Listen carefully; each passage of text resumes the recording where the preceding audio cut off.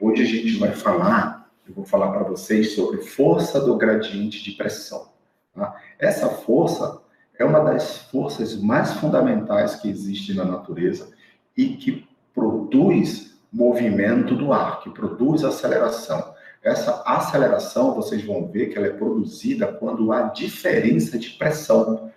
O fato de você ter uma região com pressão mais baixa e uma outra região com pressão mais alta vai fazer com que o ar ele flua, ele se desloque de onde a pressão está alta para onde a pressão está baixa.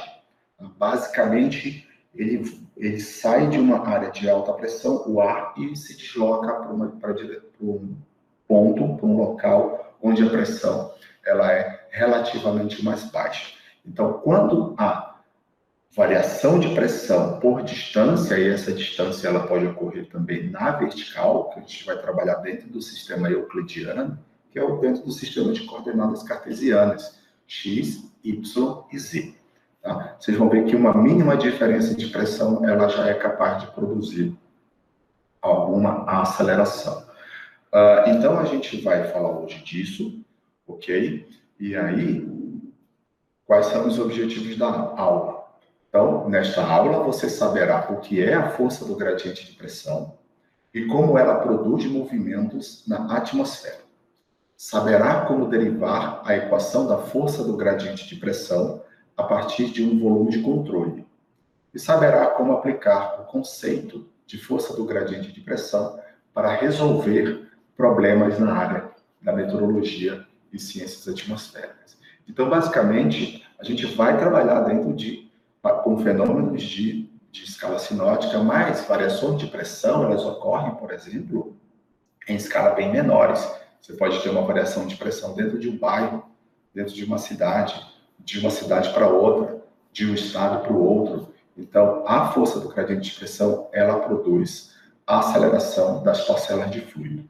Então como eu estou dizendo aqui para vocês, saberá como derivar a equação da força do gradiente de pressão a partir de um volume de controle. Esse volume de controle é aquele volume de controle infinitesimal que eu mostrei para vocês, com dimensões infinitesimais, muito pequenas, que representa também uma parcela de fluido dentro da atmosfera. Então, a gente vai trabalhar com esse volume de controle e aí vai chegar numa equação onde vocês vão ver matematicamente a representação matemática de que o ar sempre vai da pressão mais alta para a pressão mais baixa. Daí eu vou trazer também para vocês um exemplo de um sistema de informação, no caso um sistema de mesoscala, mas onde existe essa variação de pressão, e vocês vão ver o que acontece na prática, né? Então, como a gente consegue perceber que existe uma variação de pressão dentro da atmosfera e essa variação de pressão está produzindo movimento. Então, aqui, vamos seguir aqui. Então, olha só. Vamos considerar, então, um volume de controle, um elemento de volume, de dimensões ΔV, ΔX e ΔY. Então, isso aqui é um volume infinitesimal. Por quê? Porque ele tem dimensões infinitesimais. ΔX, ΔY, ΔZ, centrado na origem, tá? Então, vamos imaginar que o nosso volume de controle, ou esse nosso elemento de volume, ele tem essas dimensões aqui, ΔX, ΔY e ΔZ. E esse volume de controle, ele está centrado em uma origem. É como se você tivesse aqui, certo? As suas coordenadas, tá? Aqui, X, Y, Z, a origem é aqui. A sua origem é sempre o seu ponto x0, y0, z0. Tudo que acontece para cá, nessa direção, a partir da origem, ocorre no sentido onde x está crescendo. Para cá, ocorre numa direção onde y está crescendo, em termos de valores, e para cima, os valores de z estão aumentando. Se você tiver uma variação nessa direção, o teu x é negativo. Se você tiver uma variação de alguma coisa acontecendo contra o crescimento de y, seu y é negativo. E para baixo, você teria um z negativo. Então, isso aqui é a nossa origem. Então, esse volume de controle de dimensão infinitesimal, né? Eu já falei para vocês de dimensão infinitesimal, é alguma coisa muito, muito, muito pequena, muito próximo de zero, mas não é zero. E aí, tá? A gente tem as seguintes informações. O movimento randômico molecular transfere momento para as paredes do volume de controle.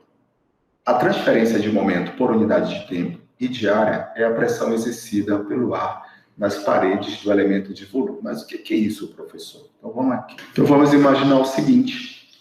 A gente tem um volume de controle, só que agora eu vou desenhar ele como se fosse um quadrado, tá? A gente está olhando esse volume de controle de frente, para facilitar aqui o meu desenho. Então a gente tem um volume de controle aqui, que pode ser essa caixa, tá certo? E aí, essa caixa aqui, ela está dentro de um fluido, né? Que fluido é esse? A nossa atmosfera. Tá? Então, essa caixa aqui está dentro de um fluido que é a atmosfera. Aqui nós temos as nossas dimensões X, Z aqui, tá? Só que a atmosfera, como eu falei para vocês, ela é um gás constituído de várias moléculas. E essas moléculas eu vou representar como alguns pontos aqui, ó. E essas moléculas circundam, ok? Elas estão circundando esse elemento aqui, que está representando o nosso volume. O que acontece? Essas moléculas, elas têm uma energia cinética associada a elas. E cada molécula, ela está se caminhando em alguma direção. Então, isso aqui que eu falei sobre movimento randômico de moléculas. Então, todas essas moléculas estão seguindo em uma determinada direção. O que acontece? Pode estar acontecendo o seguinte, imagine que você tem moléculas próximas e estão próximas do elemento, e essas moléculas estão se agitando, se deslocando, e elas batem aqui na parede do volume, certo? Então, nessa parede do volume, as moléculas estão exercendo, ou elas estão transferindo momento, né? Porque elas têm uma velocidade, e na hora que elas batem aqui, ó, na parede do fluido, elas estão transferindo momento. Essa transferência de momento por unidade de tempo e por unidade de área é o que nós chamamos de pressão. Então, ela está recebendo uma pressão em todas as faces, né? Porque eu só fiz aqui numa face para a gente ver lá como é que ficaria. Mas ela pode, mas o que acontece também, perdão, só um minutinho. O que acontece aqui, ó, se você mudou de cor, é que a gente está trabalhando com um volume de controle, né? Então, olha só, o que está acontecendo? As moléculas estão batendo em toda essa área aqui, ó. Não é só onde eu tinha desenhado antes, eu desenhei antes, que era para ficar mais claro. Em toda essa área dessas faces tem moléculas transferindo momento no instante que elas batem na superfície desse volume de controle, ok? Então, é isso que está acontecendo. Então, você tem um volume de controle e ele está recebendo pressão de todos os lados em todas as faces. Para ficar mais simples, o nosso entendimento, a gente vai trabalhar primeiro em uma direção, que é a direção X, e depois a direção Y e a direção Z. Fica mais fácil da gente entender. Então, qual é a força resultante, por exemplo, nessa direção? E no final das contas, a gente vai precisar saber qual é a força resultante em todas as direções, para a gente saber como é que a pressão, por exemplo, como é que um sistema como esse, dentro de um fluido na atmosfera, pode estar sendo induzido ou pode estar sob efeito de pressão ou de variação de pressão. E aqui com essas palavras. Então, considerando que a pressão no centro seja dada por P0, então a gente vai considerar que aqui no nosso centro, onde a gente tem a nossa origem, a pressão ela vale P0. Então, a pressão exercida na face A, né? Então, lembra, eu estou desenhando só uma seta aqui, mas essa seta, ela está representando todas as outras, vamos dizer assim, todas as outras setinhas que estariam atuando nessa área como um todo. Então, as moléculas estão atuando, né, estão exercendo pressão em todas as faces, mas quando eu estou olhando para essa face que eu estou chamando de A, ela está atuando em toda a área dessa face. Então, a pressão exercida na face A pode ser expressa em termos de expansão em série de Taylor. Beleza. Tá? Então, como é que a gente pode representar a pressão exercida na face A utilizando expansão em série de Taylor? Então, olha só, nessa face aqui, a gente tem o seguinte, a gente tem que a pressão exercida nessa face, primeiro olhando para a expansão em série de Taylor, isso seria dado pelo seguinte, P0, ou seja, a pressão que a gente tem no centro desse volume de controle, mais uma variação de pressão na direção x, ΔX sobre 2, mais 1 sobre 2 fatorial, dρ de P ao quadrado, dρ de x, aqui tem um dρ de x2, está faltando um 2. Dρ de P ao quadrado, dρ de x2, ΔX ao quadrado sobre 2, mais termos de ordem superior. Esse termo de ordem superior é como se a gente tivesse aqui 1 sobre 3 fatorial, dρ de P ao cubo, dρ de x ao cubo, ΔX sobre 2 ao cubo. Isso aqui vai embora. Tá? Então, isso aqui é uma expansão em série de Taylor em relação ao ponto central. A gente vai ver aqui o seguinte. Então, quando a gente negligencia os termos de ordem superior, a força resultante na face A fica. Então, a gente está considerando aqui como termo de ordem superior, não só esse cara aqui que tem uma potência ao cubo, mas esse cara aqui também, ó. Porque a gente não precisa ter tanta precisão. Só esses dois primeiros termos aqui para a gente já é suficiente. Agora, para você dar uma olhada, né, o que seria esse ΔX sobre 2, para ficar mais simples, olha só, esse cara está no centro. E aqui, ok? Esse lado todo tem ΔX. Então, a metade dele tem ΔX sobre 2. Então, a pressão exercida nessa face aqui, ela vale P0 mais a variação de pressão na direção x, ou seja, saindo daqui e chegando nessa face, que multiplica ΔX sobre 2. Ou seja, a variação de pressão na direção x, nesse espaço que você andou, ΔX sobre 2. Então, negligenciando esses termos de ordem superior, a gente vai ficar com o seguinte, força F de AX é igual a menos P0 mais dρ de P, dρ de x, ΔX sobre 2. Na face, ó, ΔY, ΔZ é o nosso A, né? É a área dessa face aqui, A, ok? Então, por que o negativo? O negativo é porque essa seta, ela aponta contra o aumento de x. X aumenta nessa direção, x aumenta para cá. Ela aponta contra x. Então, como ela aponta contra x, a gente está dizendo que f de ax é menos P0 mais dρ de P, dρ de x, ΔX sobre 2 na face ΔY, ΔZ. Isso aqui está representando a força de pressão exercida pelas moléculas nessa face. Do outro lado, similarmente, a força resultante na face B fica P0, veja que já não tem mais o negativo, é positivo porque ela está atuando na direção positiva de x, então ficaria P0 menos dρ de P, dρ de x, ΔX sobre 2, ΔY, ΔZ, ΔY, ΔZ é a área. O que essa equação está mostrando aqui para a gente? Ela está dizendo, olha, quanto vale a pressão nessa face B pelas moléculas que estão desse lado aqui, ó.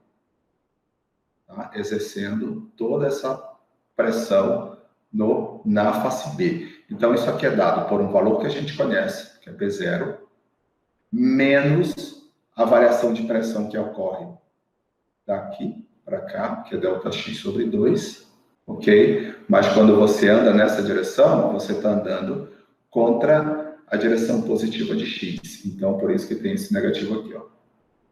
Então, P0 menos d de P, d de x, delta x sobre 2, que multiplica delta y, delta z.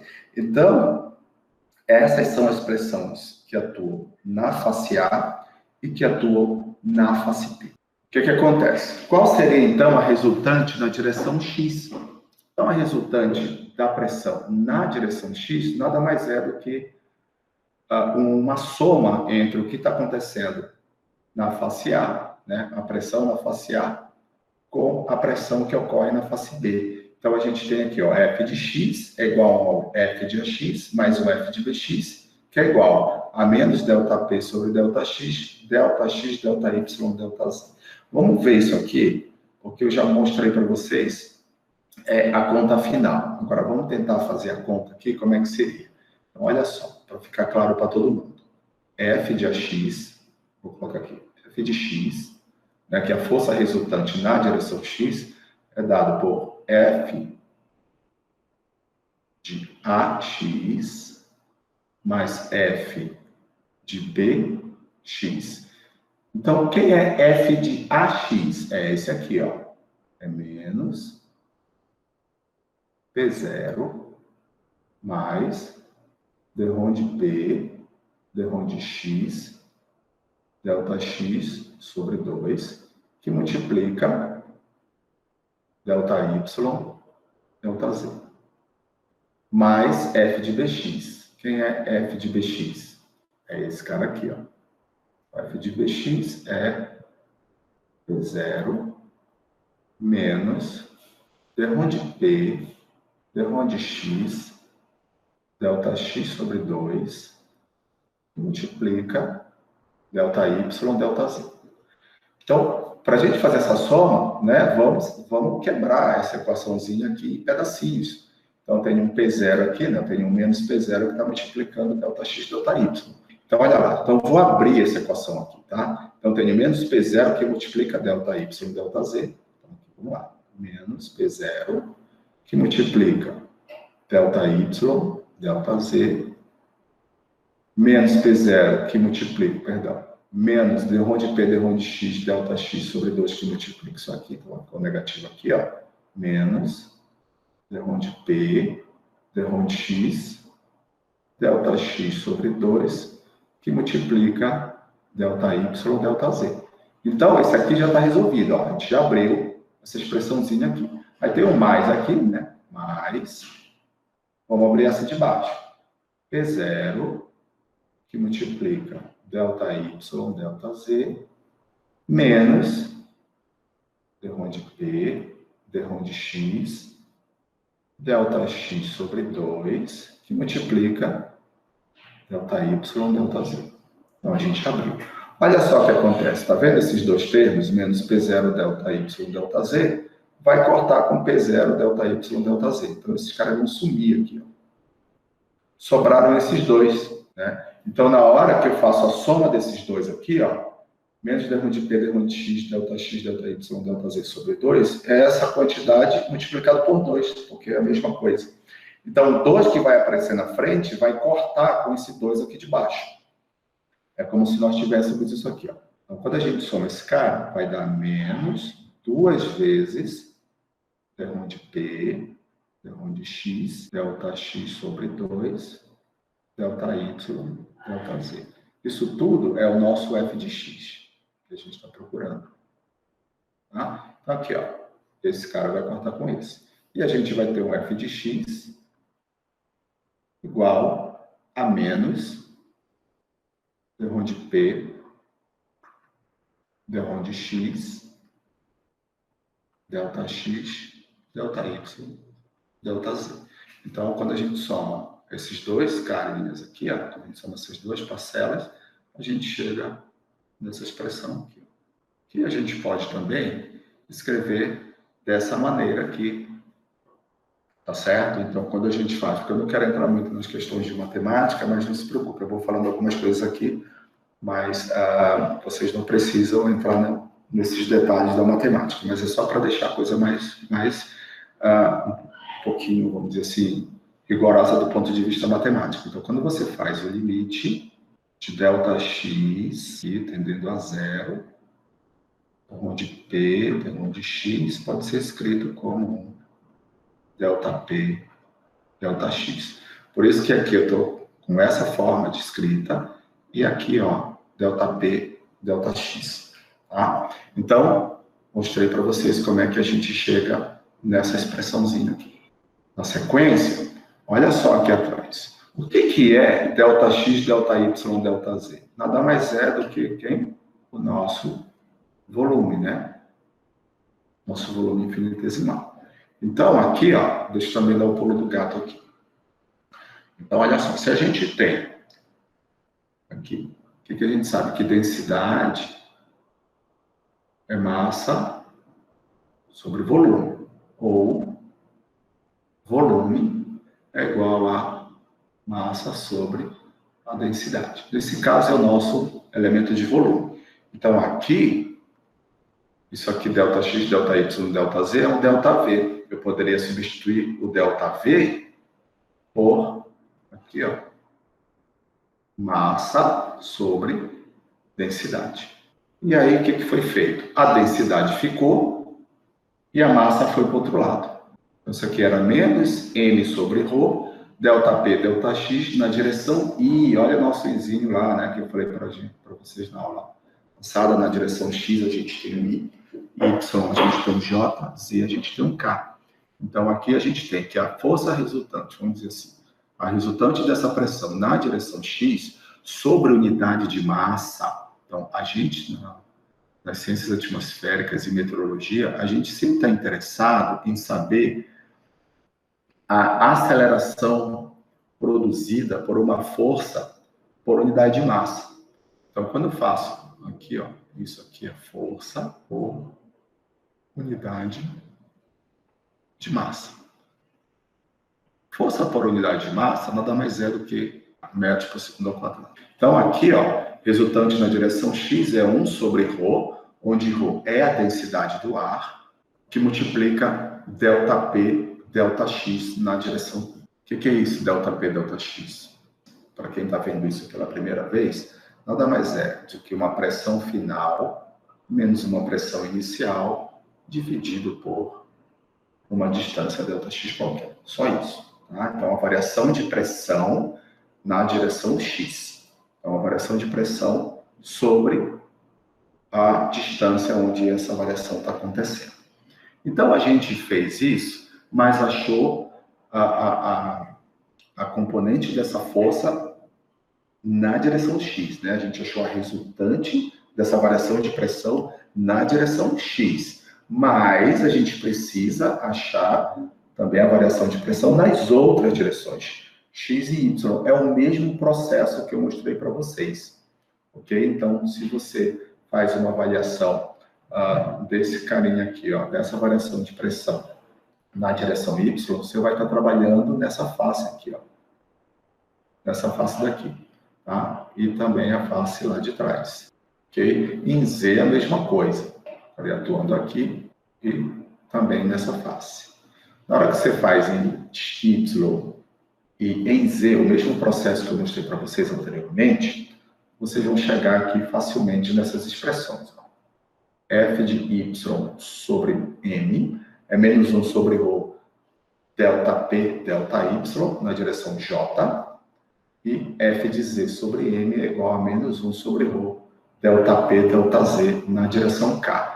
Veja que o ΔP, ΔZ na direção K nada mais é do que a pressão final menos a pressão inicial no eixo Z. Aqui é a pressão inicial menos a pressão final no eixo Y. Do jeito que eu mostrei aqui para vocês. É a variação de pressão na direção X.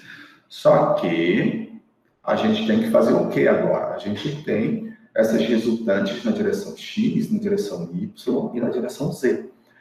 Para a gente encontrar a força resultante, né?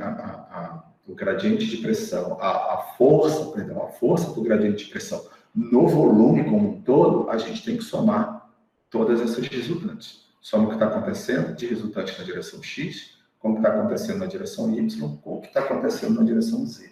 E na hora que a gente faz isso, né, f de x sobre m mais f de y sobre m mais f de z sobre m, a gente vai ter que essa força resultante aqui é um vetor, tá? F sobre m é igual a menos 1 sobre ρ, delta P, delta xi, mais delta P, delta yj, mais delta P, delta zk. Vejam que essa força aqui, ó, ela é uma grandeza vetorial. Grandeza vetorial. Tá? Ela tem aqui, ó, os componentes do vetor, I, JK, né? Um vetor no sistema de coordenadas cartesianas. Então, a gente pode melhorar isso aqui. A gente pode chamar aquilo, então, de F sobre M, né? É igual a menos 1 sobre ρ.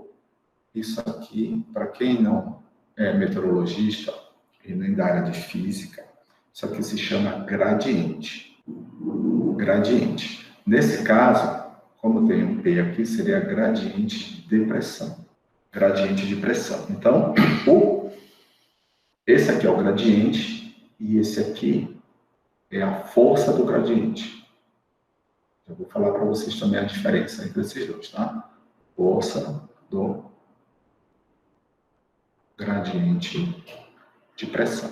Então, a força do gradiente de pressão, ela é uma quantidade vetorial que aponta contra o gradiente de pressão. Se esse cara aqui é o gradiente de pressão, esse sinal negativo está dizendo que esse vetor aponta contra esse outro vetor aqui que eu vou falar para vocês.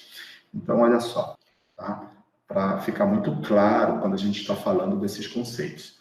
Vamos imaginar a seguinte situação. Você tem aqui uma chapa metálica constituída do mesmo material, Y, ou seja, isso aqui é na horizontal, a gente está olhando de cima, isso aqui é uma chapa metálica, e aí lá por baixo dessa chapa metálica, a gente coloca uma fonte de calor. Por exemplo, uma vela. Acende uma vela, coloca bem no centro dessa chapa metálica. O que vai acontecer? O centro dessa chapa metálica vai aquecer. Então, onde está o foco, onde está a fonte de calor, vai ficar muito quente. E como o material é constituído, como a chapa metálica, ela é constituída do mesmo material, a gente vai assumir que, à medida que você se afasta do centro ou da fonte de calor, a temperatura vai diminuindo. Então, e vai diminuindo radialmente. Então, você vai ter aqui, se eu colocar uma linha que a gente chama de isoterma, a gente vai ter uma linha com valor de temperatura, que eu já vou colocar aqui para vocês.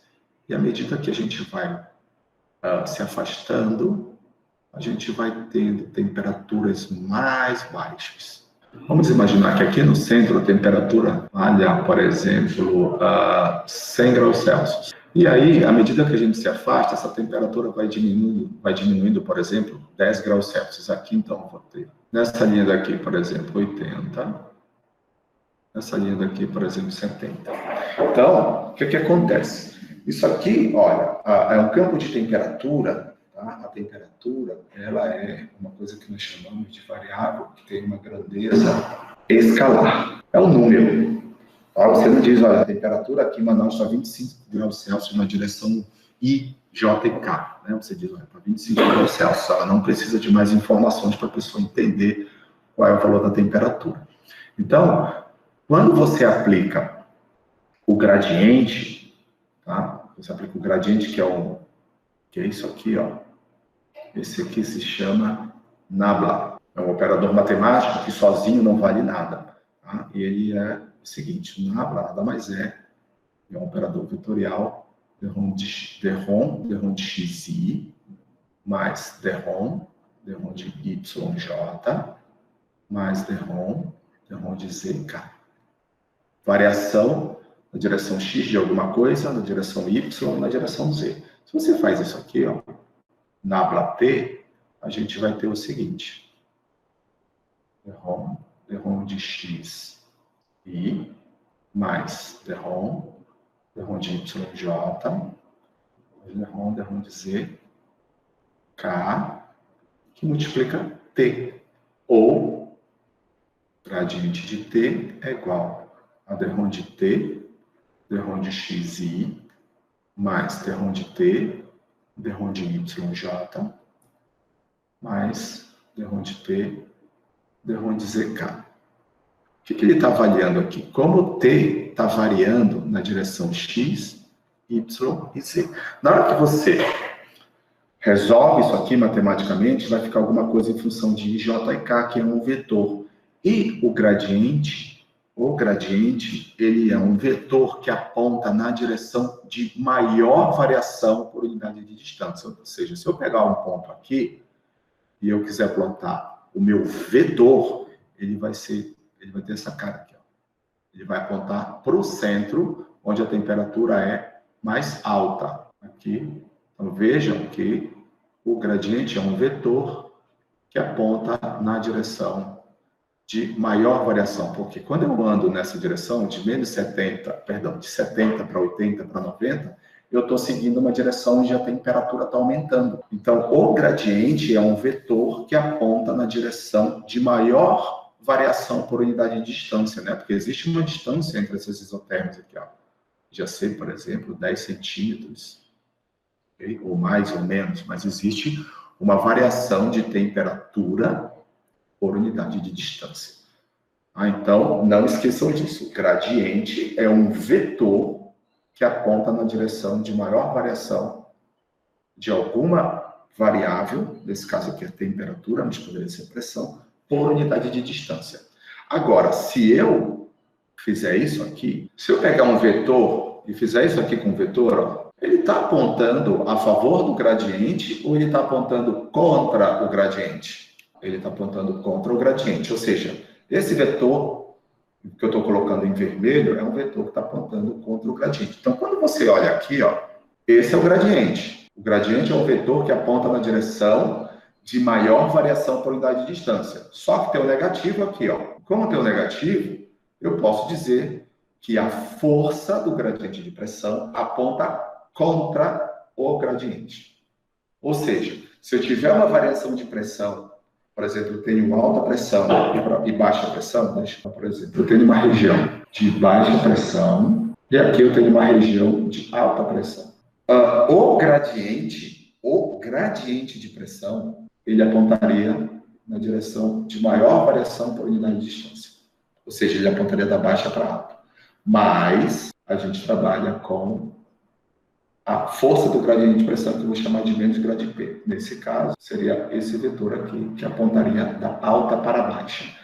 A força do gradiente de pressão por unidade de massa, ou seja, a aceleração induzida pela força do gradiente de pressão, ele acelera as parcelas de ar da alta pressão em direção à baixa pressão. Então, aqui, ó, vamos pegar esse exemplo. Vamos lá. Então, vamos imaginar aqui, ó, que cada linha dessa aqui é uma isobra, ou seja, aqui em cima a pressão ela apresenta sempre o mesmo valor, que eu estou dizendo que é 995 HPa. Quando eu vou para essa outra isobra aqui, ó, no sentido positivo de x, a minha pressão vai para 1000 HPa. A seguinte, 1005 e a próxima, 1010. Então, a gente pode perceber que existe uma variação de pressão na direção x e essa pressão ela está aumentando à medida em que x aumenta. Ou seja, se a pressão está variando, existe gradiente de pressão e, consequentemente, força do gradiente de pressão. E veja que eu coloquei aqui que a distância entre essas isobras é da ordem de 1000 quilômetros. Então, por exemplo, aqui, se a gente fosse plotar o gradiente aponta para a direção de maior variação. E a maior variação, ou seja, a variação positiva, ela acontece nessa direção aqui. Ó. Mas, quando a gente olha para a força do gradiente de pressão, é um vetor que aponta contra o gradiente. Então, ela aponta para essa direção aqui, a direção da pressão caindo, ou seja, se isso aqui é um vetor força, e a gente sabe que segundo a segunda lei de Newton, né, que você vai ter um corpo que apresenta movimento acelerado, no caso de uma força que atua sobre esse corpo, ou uma resultante de forças, como a gente está trabalhando com essa única força, então essa força está atuando nas parcelas de fluido que estão dentro da atmosfera. Então, se você tem mais pressão aqui, ó, perdão, se você tem uma variação de pressão nesse ambiente e tem força, essa força está acelerando essas parcelas contra o gradiente. Tá? Por que o tamanho dessas setas é igual? Porque a variação de pressão por unidade de distância é sempre a mesma. Se você vem aqui, ó, delta P, delta X. Isso aqui é igual a uma pressão final menos uma pressão inicial dividido por ΔX. Veja que a pressão final menos a inicial, é sempre 5 HPA. Essa variação de pressão é sempre 5 HPA, dividido por uma distância de 10 a terceira quilômetro. Então, na hora que eu determino a minha força, né? Força é um vetor. Tá? Então, na hora que eu determino a minha força, no caso aqui, força do gradiente de pressão, eu vou ter esse valor. Nesse caso aqui, quando a gente faz a conta, não vou fazer a conta, mas a gente já tem alguma coisa na direção I. Tá? Só que aqui, a gente está trabalhando com variação de pressão por unidade de distância. Então, isso aqui, ó, nesse caso, a gente tem a grandeza, no caso, é escalar. Então, deixa eu só, porque eu não estou aplicando ainda o vetor nela. Tá? Então, a gente tem uma unidade de variação de pressão por unidade de distância. Tá? Então, o vetor tem a mesma magnitude, porque a variação de pressão ocorre sempre pela mesma variação de distância. Alguém quer tirar alguma dúvida sobre isso que eu falei aqui?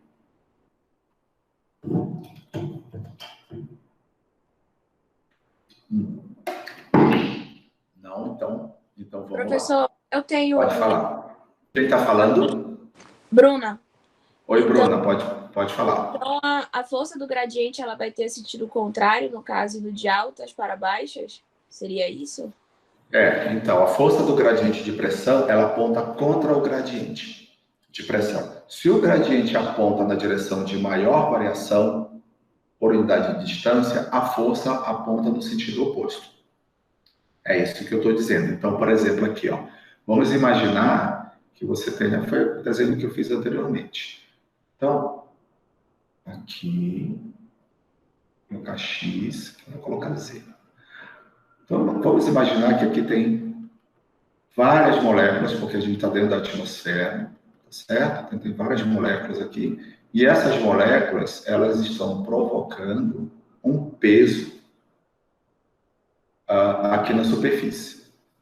Então, esse peso por unidade de área, força-peso no caso, né? Força por unidade de área seria a pressão. Então, aqui você teria uma pressão 1.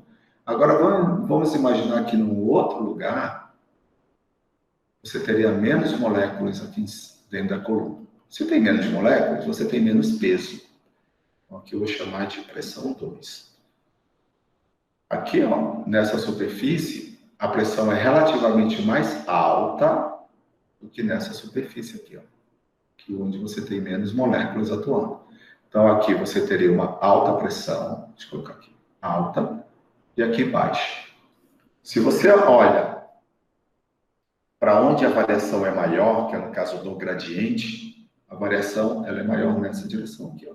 Porque você está saindo de baixos valores de pressão e andando na direção onde a pressão está aumentando. Só que a força do gradiente de pressão, no caso aqui, ó, força, vou chamar assim do gradiente de pressão, ela aponta contra o gradiente. Esse é o gradiente. Então ela aponta para cá. O que isso significa? Significa o seguinte, que essa força aqui, ó, vai trazer essas moléculas que estão aqui para essa direção aqui. A atmosfera vai fazer com que, ou ela sempre está em busca do equilíbrio, onde tem muita pressão, onde a pressão é muito alta, tem muitas moléculas ali em cima daquela superfície, a força do gradiente de pressão vai fazer com que essas moléculas se desloquem para lugares onde a pressão é mais baixa, até o momento em que essa variação de pressão não exista mais. Tá? Então, a força do gradiente de pressão ela vai apontar da alta pressão para a baixa pressão. Quando a gente olha para cá, olha o que aconteceu aqui. A grande diferença de uma figura para a outra é o tamanho da seta. Veja que aqui você tem uma seta de um tamanho e aqui a seta é maior. E aqui maior ainda. Por que isso está acontecendo? Porque, apesar da variação de pressão ainda ser de 5 HPa, quando eu saio de 995 e venho para uma isobra de 1000, ela aumentou 5 HPa. Quando eu saio de 1000 para 1005, aumentou mais 5 e aqui aumentou mais 5. O problema é que a distância agora entre as isobras é diferente. Veja que quanto mais próximo estiverem as isobras, maior é a força do gradiente de pressão. Maior é esse vetor. Por quê? Porque a gente tem uma diferença de pressão, ΔP, por exemplo, aqui ΔX. O ΔX está no denominador. Quanto menor for o denominador, maior vai ser essa razão. Então, aqui a variação, existe variação desse vetor, tá? Força do gradiente de pressão. Por quê? Porque a distância aqui entre as isobras agora é diferente. Aqui vale 1000 quilômetros, essa primeira e a segunda. Entre a segunda e a terceira vale 600 quilômetros. E agora vale, nessa parte aqui, 400 quilômetros. Só que a pressão está variando com a mesma magnitude, que é 5 HPa por unidade de distância. Então, diminuiu a distância, aumentou a força do gradiente de pressão. Aqui, ó, tem um esquema que eu queria mostrar para vocês, que é bem interessante para a gente matar esse lance do gradiente de pressão. Vocês estão vendo o seguinte, aqui a gente tem uma representação de isso aqui, esse L significa low, isso aqui é um ciclone idealizado, que é uma região de baixa pressão na superfície, isso aqui é uma baixa pressão, tá? E, dependendo se isso está no hemisfério norte ou no hemisfério sul, você tem o ar circulando no sentido horário ou no sentido anti-horário. Não vou discutir isso aqui. O que eu quero mostrar para vocês é a seguinte coisa. Imagine aqui, ó, você tem baixa, e à medida que você se afasta dessa baixa pressão, a pressão vai aumentando. Isso aqui significa height, ok? Eu acho que é height. Então, a gente tem baixa pressão, alta pressão, e aí a gente vai ter uma força do gradiente de pressão envolvida aqui, né? Então, se a gente colocar essa posição, a força do gradiente de pressão, ela vai apontar na direção da pressão diminuindo. Então, aqui, estou saindo de uma isobra de 101 kPa, que é quilopascal. A gente não precisa entrar nesse detalhe. Aqui 100 kPa, aqui 99 kPa. Então a pressão está diminuindo nessa direção. Mas olha só, a pressão não diminui também nessa direção aqui, ó, ou nessa direção aqui, ó, ela diminui. Se eu andar aqui, ó, para cá, ela saiu de 101 e foi para 100. Ó. Saiu de 100 e em algum momento chegou a 99. Se eu sair daqui, ó, e vir andando assim, ela também saiu de 101 e chegou de 100. Mas a pressão não está variando por unidade de distância, por que o meu vetor não poderia estar nessa direção ou nessa direção? Vamos assumir que radialmente essa distância aqui, ó, seja, por exemplo, 100 quilômetros, ok? Se você andar na diagonal, essa distância vai ser maior, vai ser 100 e alguma coisa quilômetros. Ou seja, a variação tem que ocorrer, o vetor, ele aponta numa direção onde você tem máxima variação por mínima distância. Por isso que ele aponta aqui, ó. Por isso que nesse caso ele vem radialmente. Ou seja, maior variação por mínima distância. E aí a gente consegue entender por que, nesse caso aqui, ele é radial. Isso aqui é uma formação de uma tempestade de mesoscala, ok? Então, no centro dessa tempestade, você tem a baixa pressão e tem alguém filmando E olha só o que está acontecendo com o vento. Você está vendo aí nessa grama o vento se deslocando com uma velocidade intensa, vamos dizer assim, tá? E o vento está indo na direção da baixa pressão. Eu costumo falar para os meus alunos, né? Quando começa a ventar muito, você olha para onde o vento está soprando, para onde o vento está indo, né? Então, quando você olha para onde o vento está indo, muitas vezes está tendo formação de nuvem, né? E formação de nuvens cumulonimbus, porque lá onde está tendo essa formação de nuvens cumulonimbus, por exemplo, a pressão está relativamente mais baixa do que na periferia ou fora dessa região onde está tendo formação. E o vento está indo naquela direção. Então, para vocês terem uma ideia, né, de que o vento, nesse caso, ele sopra contra o gradiente. Aqui, ó, é um exemplo de ciclone, tá? Isso aqui é uma pressão à superfície, né? Tem duas figuras.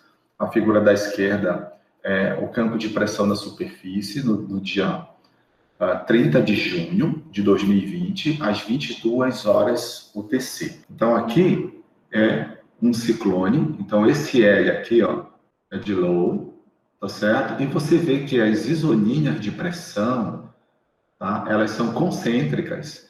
E aqui, essas linhas brancas, aqui, eu não sei se vocês conseguem ver nitidamente, elas são os vetores velocidade do vento. Então, se vocês verem para fora, isso aqui é uma alta pressão.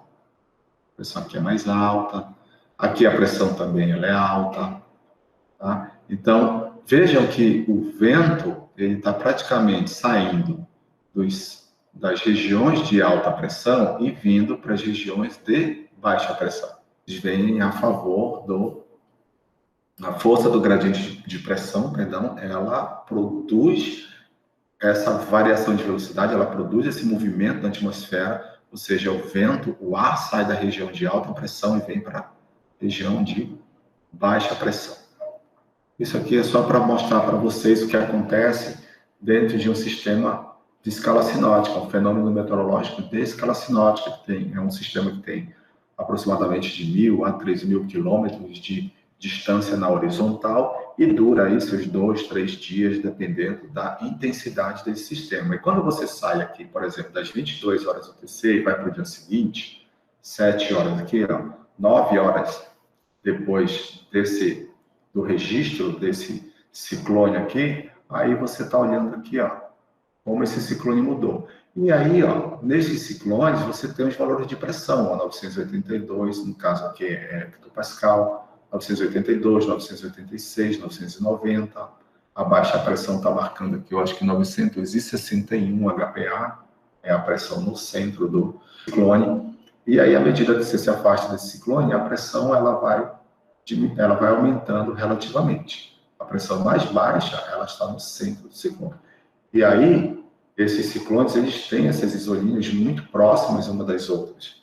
Então, ele produz ventos muito intensos. Já na alta pressão, aqui, ó, apresentado aqui por esse ar, as isobras, vejam que elas são mais afastadas, ó. Então, na meteorologia, quando a gente está olhando esses campos, esses mapas sinóticos ou esses campos de variáveis que são provenientes de modelos matemáticos, toda vez que a gente olha um campo de alta e baixa pressão, o que ressalta logo aos olhos é essa distância entre as isobras. Veja que as isobras elas são mais próximas uma das outras numa região onde você tem baixa pressão. Ok? Então, nessa região que você tem baixa pressão e onde as isobras são mais próximas uma das outras, a velocidade do vento é maior. Tá? Isso aqui eu só trouxe para vocês verem um exemplo de como é que é o campo de pressão relativo a um sistema de baixa pressão e relativo a um sistema de alta pressão. Mas o que vocês têm que saber aqui é que o ar sempre vai da alta para baixa pressão, ou seja, ele vai contra o gradiente de pressão. E quem está produzindo essa variação de velocidade, quem está produzindo esse movimento, esse deslocamento do ar, é uma força. Tá? E essa força é a força do gradiente de pressão. Uma coisa importante de falar sobre força do gradiente de pressão ou gradiente de pressão é que o que determina a intensidade desse movimento do ar não é a pressão em si, mas sim a diferença de pressão, a variação de pressão. Então, olha só, primeira coisa aqui. Primeiro ponto. A força do gradiente de pressão aponta na direção de menor variação da pressão, isto é, na direção da baixa pressão. Isso aqui acho que todo mundo já percebeu. Sempre vai apontar na direção da baixa pressão? Sempre. Segundo, a força do gradiente de pressão pode ser entendida como a aceleração resultante da diferença de pressão dentro de uma massa de fluido. Sim, a gente viu lá, né? Por exemplo, força do gradiente de pressão por unidade de massa, força por unidade de massa, é igual a menos 1 sobre ρ gradiente de P. Eu costumo colocar uma setinha aqui, que é para as pessoas verem que o gradiente é uma grandeza vetorial. Eu tenho um vetor aqui, então força por unidade de massa é menos 1 sobre ρ gradiente de P. Isso aqui tem unidade de metros por segundo ao quadrado. Ou seja, a força do gradiente de pressão pode ser entendido como a aceleração resultante da diferença de pressão dentro de uma massa de fluido, ou seja, força por unidade de massa é aceleração, ou a aceleração induzida por uma força. Tá? Então, quando a gente calcula isso aqui, ó, você vai achar isso aqui em unidade de metro por segundo ao quadrado, mas força é por segundo ao quadrado. A terceira aqui, ó, aceleração induzida pela força do gradiente de pressão gera o vento e, consequentemente, o transporte de massa. Né? Então, quando você tem, por exemplo, uma região com alta pressão, isso significa que você tem muita massa em cima daquela superfície, produzindo um peso grande. E a região de baixa pressão, você tem menos massa relativamente à área de alta pressão, também produzindo certo peso. Então, quando você tem uma área de alta pressão, você tem muita massa de ar em cima dela, e na região de baixa pressão você tem menos massa em cima dessa superfície. Então, a força do gradiente de pressão vai fazer com que esse transporte da alta para baixa também transporte massa. Né? Você está transportando aquelas moléculas de fluido para a região de baixa pressão, na intenção, entre aspas, né, de reduzir o gradiente de pressão, de tornar essas áreas com pressões iguais onde não haja vento. E a quarta informação é a intensidade da aceleração é proporcional ao gradiente de pressão. Ou seja, quanto maior for a diferença de pressão por unidade de distância, maior vai ser a intensidade ou maior vai ser a aceleração produzida pela força do gradiente de pressão.